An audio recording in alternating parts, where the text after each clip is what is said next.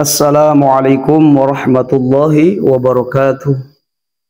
Alhamdulillahi rabbil alamin wal aqibatu lil muttaqin wala udwana illa 'alal zalimin. Asyhadu an la ilaha illallah al malikul haqqul mubin wa asyhadu anna Muhammadan shadiqu 'adil amin. Amma ba'du. Allahumma shalli wa sallim wa barik ala sayyidina Muhammadin. Ikhwan fillah yang dirahmati Allah Subhanahu wa taala, sahabat channel ABM TV yang setia selalu nonton di channel ABM ini, kita berdoa kepada Allah Subhanahu wa taala, semoga Allah Subhanahu wa taala dengan rahmat dan ridhonya memberikan kesehatan dohir dan batin, memberikan keselamatan dunia dan akhirat, menjadikan keyakinan kita kuat dalam beribadah, dalam ketauhidan, dan keluarga kita serta keluarga kita dijaga oleh Allah Subhanahu wa taala.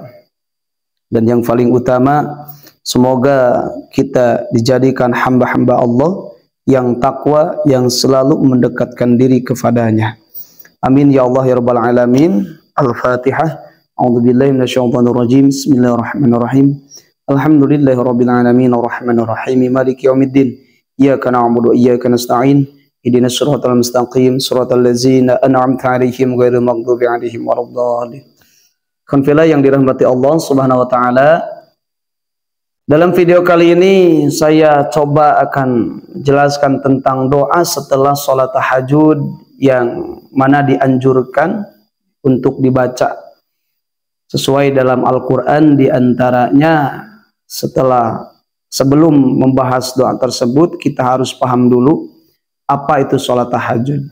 Sholat tahajud itu adalah sholat yang dikerjakan setelah kita tidur terlebih dahulu, maka dinamakan dengan sholat tahajud.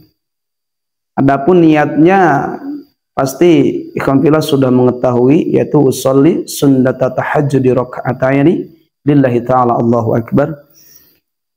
Yang mana nilai tahajud itu adalah ibadah yang sangatlah utama setelah sholat fardu.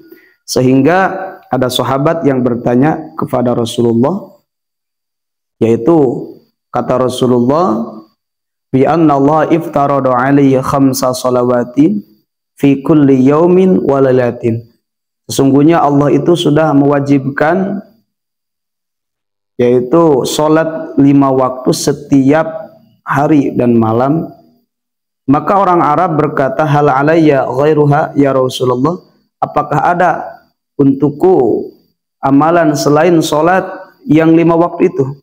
Maka kata Rasulullah, tidak ada, illa an tatawwa'a, terkecuali engkau mau berbuat melakukan sholat sunat, tatawu disebutnya.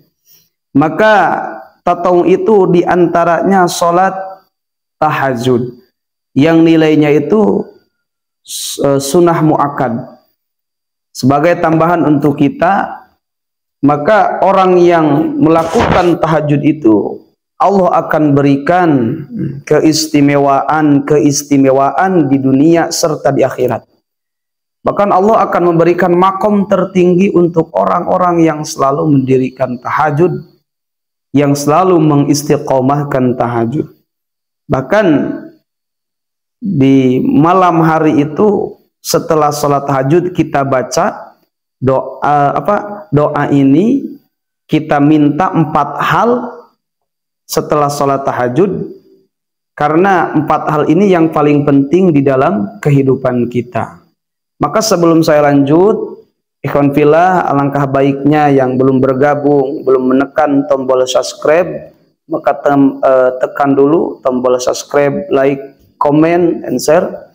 Semoga bermanfaat, dan semoga apa yang ikhwan fillah share ke grup ataupun ke media yang lain, semoga menjadi sedekah amal jariah. Amin ya Allah ya rabbal alamin. Yang pertama, mintalah ampunan kepada Allah Subhanahu wa taala. Setelah kita melakukan sholat tahajud, kita minta ampunan dulu kepada Allah Subhanahu wa taala. Yang mana sesuai di dalam surah Al-Mujammil ayat 20 yang awal ayatnya itu menerangkan tentang sholat tahajud. Maka kata Allah di akhir ayatnya, wastaghfirullaha innallaha ghafurur rahim. Mintalah ampunan kepada Allah Subhanahu wa taala dari dosa-dosa yang telah diperbuat oleh kita. Bahkan kita harus ingat dosa kepada siapa kita? Dosa kepada orang tua, kepada teman kita. Kita minta ampunan. Karena apa? Karena doa kita, amalan kita bisa terhalang ketika kita tidak bertobat dari dosa. Alangkah baiknya sebelum kita berdoa yang lain setelah sholat tahajud itu, minta ampunan dulu kepada Allah SWT. Sesuai dalam surah Ad-Dariyah, wabil asharihum yastaghfirun, di waktu sahur setelah sholat tahajud itu adalah orang yang selalu beristighfar meminta ampun kepada Allah Subhanahu wa taala. Karena apa? Karena di dalam hadis innal abda la yuhramu bil khairi bidanbin yusibuh. Bidanbi yusibuhu. Seorang hamba itu akan dihalang, akan terhalang dalam kebaikan dengan sebab dosa yang telah diperbuat. Maka supaya rizki lancar kepada kita, kita kuat dalam beribadah, kita beristighfar dulu kepada Allah, minta ampunan. Yang kedua adalah minta ketakwaan kepada Allah Subhanahu wa taala. Karena tidak ada yang bisa membuat kita lebih semangat dalam beribadah, lebih bertakwa kepada Allah Subhanahu wa taala terkecuali Allah. Karena Allah itu yang mengatur kita, yang menggerakkan kita. Maka seyogianya pantas kita selalu minta ketakwaan kepada Allah SWT supaya bertingkat terus bertambah. Karena ketakwaan ini menjadi salah satu nilai utama. Setelah kita dihapus dosa, maka dengan ketakwaan Allah akan berikan rizki yang tidak terduga dan solusi dari setiap masalah-masalah yang kita hadapi.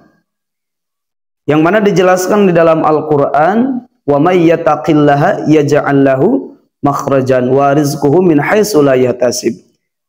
Maka bertakwa itu artinya luas. Kita takut kepada Allah itu disebut dengan takwa. Kita meningkatkan ibadah karena Allah itu disebut dengan takwa. Maka orang yang takwa ini akan mendapati surganya Allah, ridhonya Allah Subhanahu wa taala dunia dan akhirat. Maka doa yang kedua setelah sholat tahajud, mintalah ketakwaan kepada Allah Subhanahu wa taala. Dan yang ketiga, kita minta setelah sholat tahajud itu yaitu keselamatan dunia dan akhirat. Percuma kita banyak harta, percuma kita banyak uang, percuma kita banyak mobil, rumah, tetapi keselamatan kita terancam.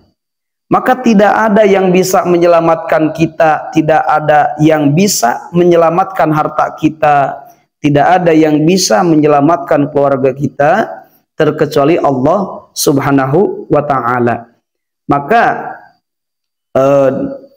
sehingga di dalam Al-Quran dijelaskan ya, doa sapu jagat yaitu Rabbana atina fid dunya hasanah wa fil akhirati hasanah wa qina adzabannar. Ya Allah, anugerahkanlah kepada kami, berikanlah kepada kami kebaikan dunia dan akhirat, wa qina adzabannar, dan jagalah kami, selamatkanlah kami dari azab neraka, dari siksa neraka. Maka ikhwan fillah yang dirahmati Allah Subhanahu wa taala, yang ketiga itu kita meminta dulu kebaikan dunia dan akhirat, keselamatan dunia dan akhirat. Dan yang keempat, kita minta kepada Allah Subhanahu wa taala yaitu hajat kita. Hajat kita. Karena di sepertiga malam setelah sholat tahajud, Allah akan turun ke langit kedua, yang maknanya Allah itu bukan zat Allah, tetapi rahmatnya Allah Subhanahu wa taala, sehingga Allah mengutus malaikat untuk mencari pada malam itu siapa saja yang bangun, siapa saja yang bangun kemudian sholat, kemudian meminta kepada Allah Subhanahu wa taala. Jika dia beristighfar, maka Allah akan terima, akan ampuni dosanya. Jika dia bertobat kepada Allah, Allah akan terima tobatnya. Jika dia meminta kepada Allah Subhanahu wa taala, maka Allah akan berikan. Karena apa? Karena pada malam itu banyak orang yang terlelap tidur, lupa terhadap Allah Subhanahu wa taala, lupa kepada Allah Subhanahu wa taala. Maka hanya orang itu saja yang bangun tengah malam, kemudian melakukan sholat tahajud, membaca zikir-zikir, kemudian meminta kepada Allah yang 4 tadi, maka insya Allah Allah akan kabulkan apa yang dimintanya. Karena di dalam kitab Ta'limut Ta'lim dijelaskan, jadikanlah malammu itu sebagai kendaraan untuk menuju Allah Subhanahu wa taala, untuk menuju hajatmu, untuk menuju keinginanmu. Itu dijelaskan dalam kitab Ta'lim bahwa malam itu jadikan sebagai kendaraan.